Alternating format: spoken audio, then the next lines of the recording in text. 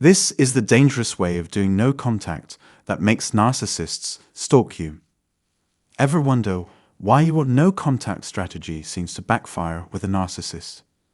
Let's talk about what not to do and why your approach might be making things worse. Hey everyone, welcome back to the channel. Today we're diving into a crucial topic: how to avoid common mistakes when doing no contact with a narcissist.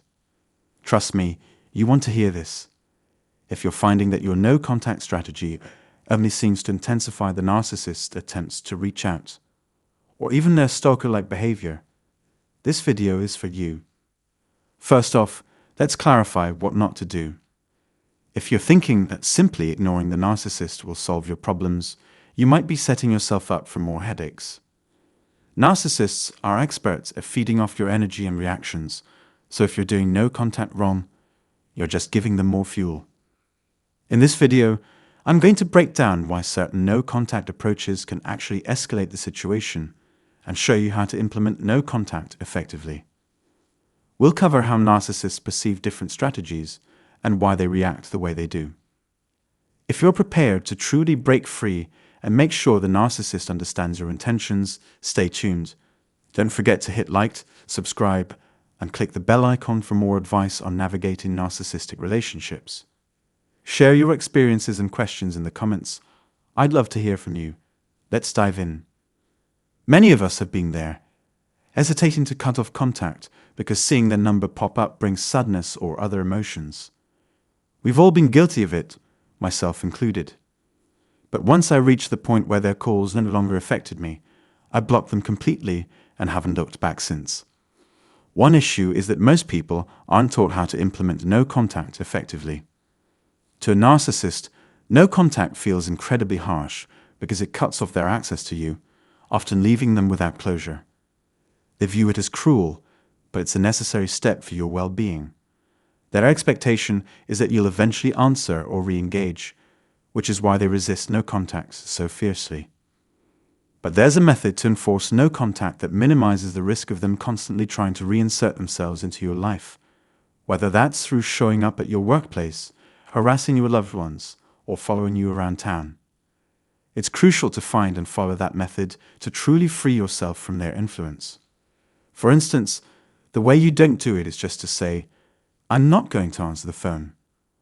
Or when the narcissist calls, and we're just watching the phone ring, you're like, "I'm not going to answer the phone," because some of you are in the mindset of, "I'm just going to watch them call because guess what?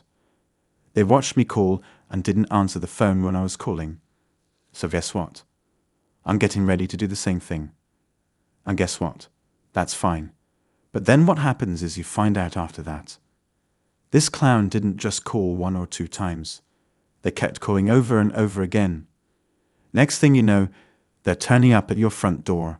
And then next thing, down the line, they're going to your family members' homes.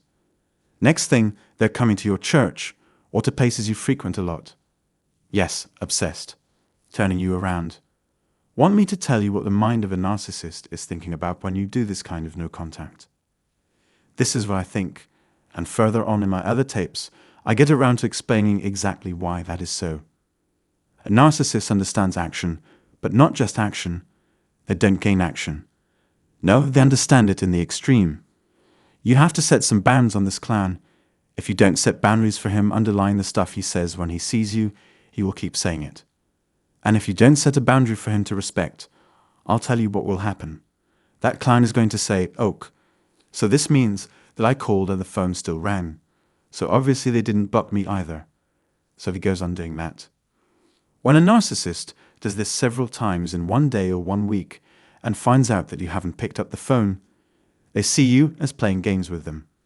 Wrong thing to do with a person who already has mental problems. Bad idea. Bad idea.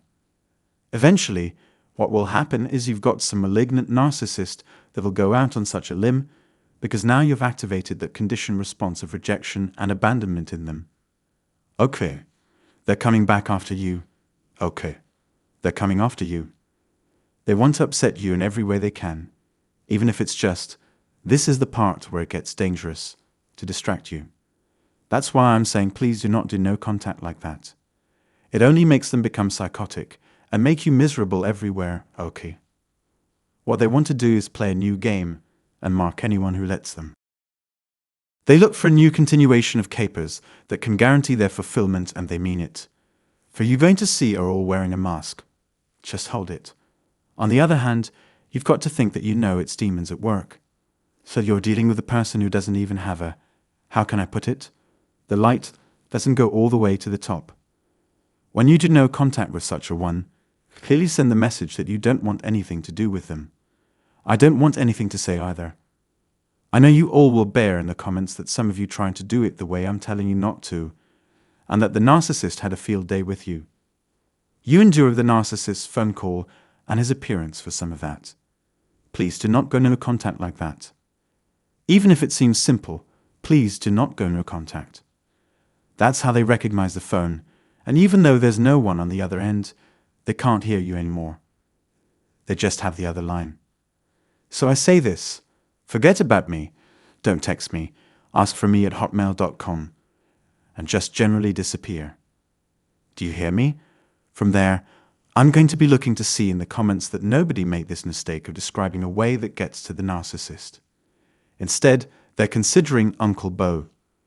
Because if you don't do no contact that way, they're thinking, at some point eventually they will break down and let me come back, then we'll be in. And let me tell you something, a narcissist absolutely loves turning no into yes. All they need to do is break.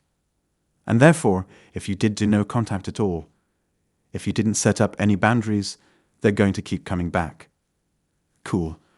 Let's see how it goes when pluses and minuses are formed. Fourthly, remove from medium vibration all that shouldn't be in overpower if the ones above it are to stand.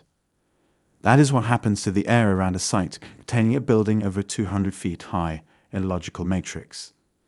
The girl of the phone to a millionaire will be churning out 12 million people worth $1 a year if it runs for 300 years and still grows.